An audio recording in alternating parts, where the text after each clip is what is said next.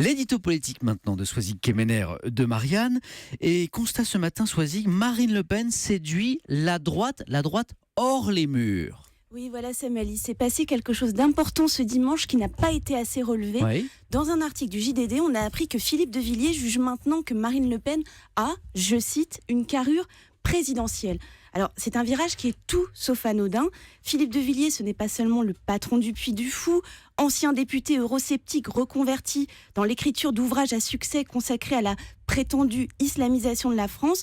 Le Vendéen, il est aussi, avec Patrick Buisson et Éric Zemmour, l'une des très influentes figures de ce qu'on a appelé la droite hors les murs. Alors pour résumer, la droite située entre le FN et les Républicains, des ultra-conservateurs, très à cheval sur la défense de l'identité française et plus libéraux que le FN, comme les a définis un de leurs autres chefs de file, Robert Ménard. Alors Soisig, dites-nous ce matin pourquoi Philippe de Villiers fait-il ainsi les louanges désormais de Marine Le Pen ? Alors d'abord, il y a l'habillage, c'est la belle histoire de leur rapprochement à l'occasion de la soirée anniversaire du magazine Valeurs Actuelles, c'était en octobre dernier. Mais surtout, Villiers fait une analyse cynique et critique de la situation politique. En novembre dernier, François Fillon avait opéré lors de la primaire un rapt sur l'électorat conservateur catholique, mobilisé et électrisé après la manif pour tous. Patrick Buisson avait d'ailleurs salué sur cette même antenne cette révolution conservatrice.